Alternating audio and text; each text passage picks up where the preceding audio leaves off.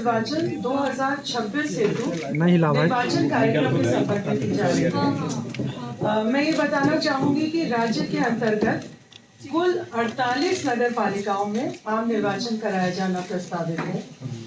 इन 48 नगर पालिकाओं में 9 नगर निगम है, 20 नगर परिषद है और 19 नगर पंचायत है।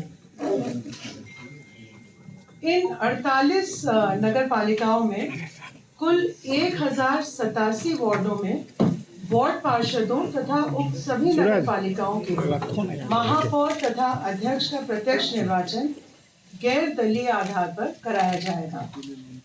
उप महापौर और उपाध्यक्ष का पद अनारक्षित है और उसका निर्वाचन अप्रत्यक्ष रूप से होगा। नगर विकास एवं आवास विभाग द्वारा झारखंड नगर पालिका निर्वाचन एवं चुनाव याचिका नियमावली 2012 में संशोधन किए गए हैं, जिसके अंतर्गत जो ये नगर पालिका निर्वाचन होने जा रहा है, ये प्रथम आम निर्वाचन मानते हुए इसी प्रकार से आरक्षण की कार्रवाई की गई है।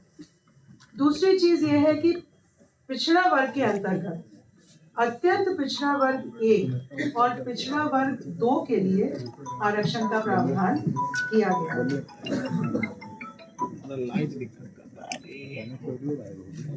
जहां तक मतदाता सूची का प्रश्न है, भारत निर्वाचन आयोग द्वारा 1 अक्टूबर 2024 को एलिजिबिलिटी डेट मानते हुए जो विधानसभा निर्वाचन क्षेत्र के लिए मतदाता सूची तैयार की गई है, उसी को ही आयोग द्वारा वार्ड वार विखंडित किया गया है, उसका डिसइंटीग्रेशन किया गया है। और इस मतदाता सूची के अनुसार नगर पालिका क्षेत्र में कुल मतदाताओं की संख्या 43,33,574 है, 43,33,574, जिसमें पुरुष मतदाता 22,07,203 है और महिला मतदाता 21,26,227 है। तृतीय लिंग के मतदाता 144 है। मैं बताना चाहूंगी कि मतदान के लिए जो आइडेंटिटी जो पहचान सुनिश्चित करने के लिए डॉक्यूमेंट है, एक तो एपिक है जो इलेक्शन कमीशन देता है, मतदाता पहचान पत्र। उसके अलावा अन्य वैकल्पिक जो डॉक्यूमेंट्स हैं, जैसे कि बाकी असेंबली इलेक्शंस में होते हैं, निर्वाचन तंत्र द्वारा जारी प्रमाणित फोटोयुक्त मतदाता पर्ची, पासपोर्ट, ड्राइविंग लाइसेंस, केंद्र सरकार, राज्य सरकार, सार्वजनिक क्षेत्रों के उपक्रम, स्थानीय निकाय या पब्लिक लिमिटेड कंपनी द्वारा उनके कर्मचारियों को जारी किए गए सेवा पहचान पत्र जो फोटो युक्त होने होंगे। इसके अलावा पैन कार्ड, आधार कार्ड, NPR, MG नरेगा के अंतर्गत फोटो युक्त जॉब कार्ड, फोटो युक्त स्वास्थ्य बीमा योजना या स्मार्ट कार्ड, फोटो युक्त पेंशन पेपर, ये सभी डॉक्यूमेंट पहचान के लिए वैलिड माने जाएंगे। कुल मतदान केंद्रों की संख्या 4,304 है, जो कुल 2,129 भवनों में अवस्थित है। मतदान केंद्रों में आधारभूत न्यूनतम सुविधाओं का प्रावधान किया गया है जिला निर्वाचन पदाधिकारी द्वारा। पेयजल की व्यवस्था, शौचालय, प्रकाश, इसके अलावा जो दिव्यांग व्यक्ति हैं उनके लिए रैंप का भी प्रावधान किया जाएगा।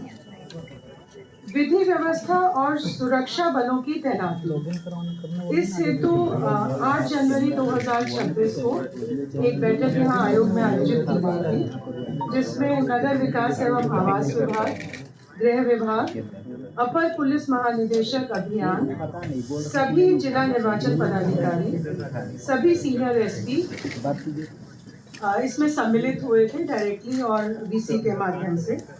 और पर्याप्त संख्या में बल उपलब्ध कराने की व्यवस्था गृह विभाग द्वारा तथा पुलिस महानिदेशक अभियान द्वारा की जाएगी। ये निर्वाचन में धन बल का दुरुपयोग न हो, इसके लिए सभी आवश्यक कदम उठाए गए हैं। और इसके लिए जैसा मैंने बताया, इलेक्शन एक्सपेंडिचर ऑब्जर्वर्स हैं और अभ्यर्थियों द्वारा किस अधिकतम सीमा तक व्यय किया जा सकता है, इसका निर्धारण किया गया है, जिसकी सूचना आपको प्रेस नोट में मिल जाएगी।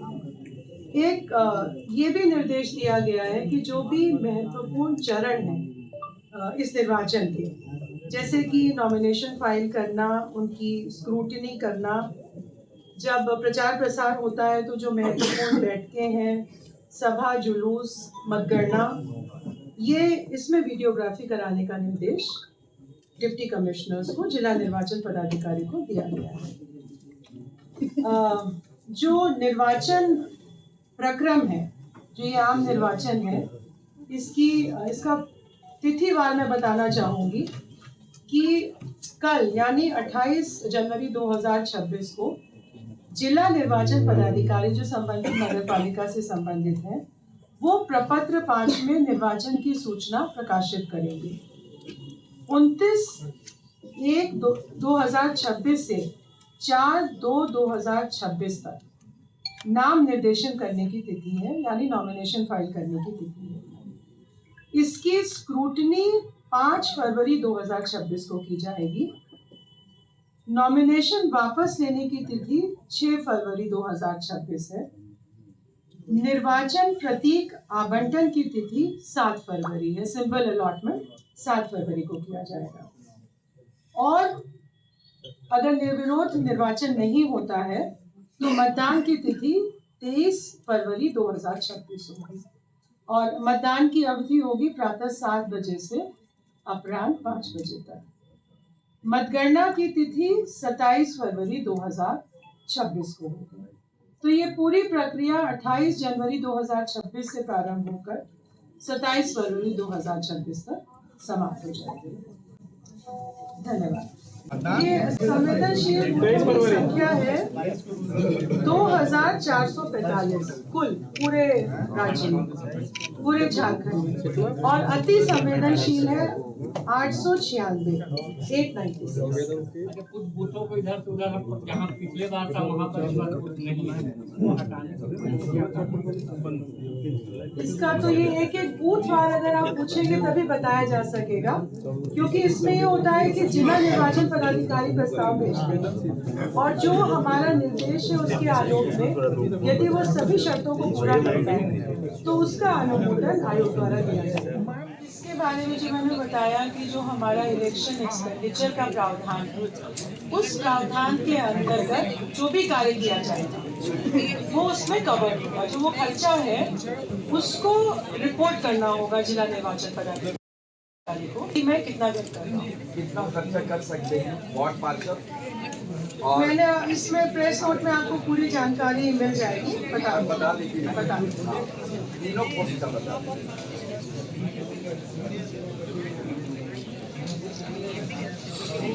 जो वार्ड पार्षद हैं नगर पंचायत में उनके लिए अधिसीमा 1 लाख रुपए है, और जो वार्ड पार्षद नगर परिषद में 1 लाख से कम जनसंख्या वाले नगर परिषद में उनके लिए अधिसीमा 1.5 लाख है, और 1 लाख से अधिक जनसंख्या वालों के लिए 2 लाख।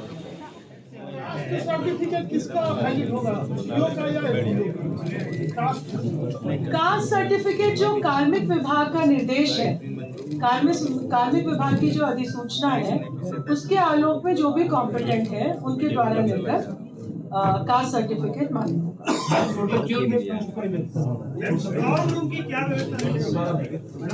होटल इसकी बनाया गया वोटर लिस्ट ये आपको वेबसाइट पे मिल जाएगा। जिला निर्वाचन मतलब डिप्टी कमिश्नर की वेबसाइट पे आपको ये सूचना मिल जाएगा।